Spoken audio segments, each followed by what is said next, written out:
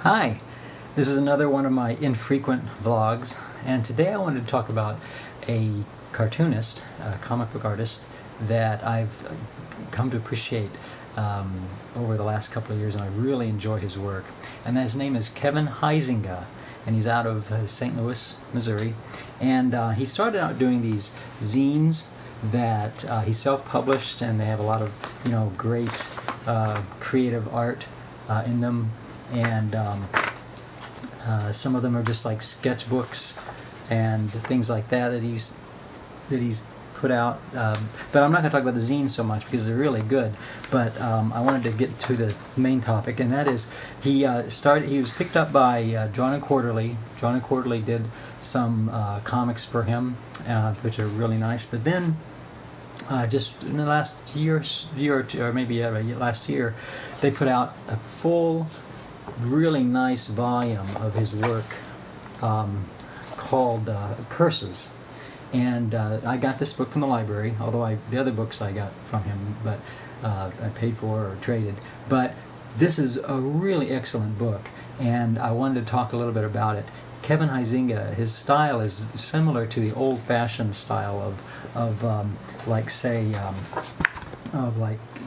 the Popeye comics, or it's like a very classic style. But I want to talk a little bit more about his work and show you some of his stuff.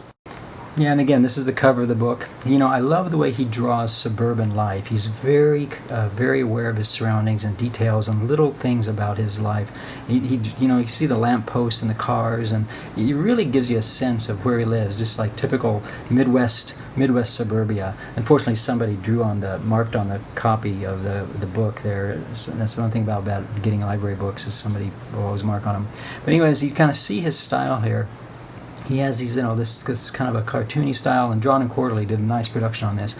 This is his character, Glenn Ganges, who's his everyman character, and you can kind of see from the work here how his kind of a classic, almost like a comic strip style, but he really adds a lot of nice quality to it. He goes in and talks about personal experiences, he talks about research, he talks about folk tales, he talks about myths, and then even goes into these old 18th century psychological weird psychological stories that he finds.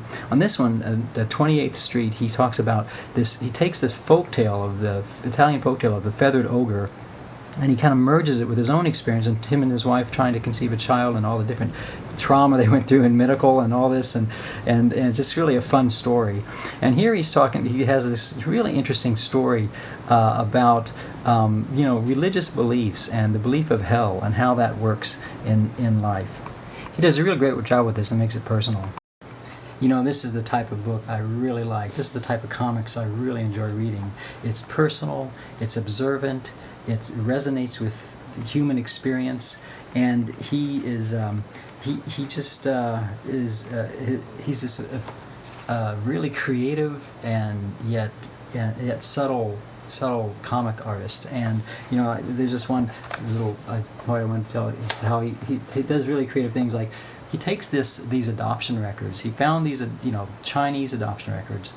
I don't know how he translated them, but they're very bureaucratic speech, and describes the background of the child and why his parents gave him up, and all these different things. But the point is, he doesn't violate anyone's privacy, but he takes these obscure records, and he puts the text in the context of these really beautiful Oriental landscapes, different scenes for these landscapes, and you're reading the text, very very short text, and you really get emotional impact of the life of this person and what they were born into, and what happened to their parents. It's kind of very subtle, reading behind the lines type of thing, but it's very creative work, and I just really recommend this book. I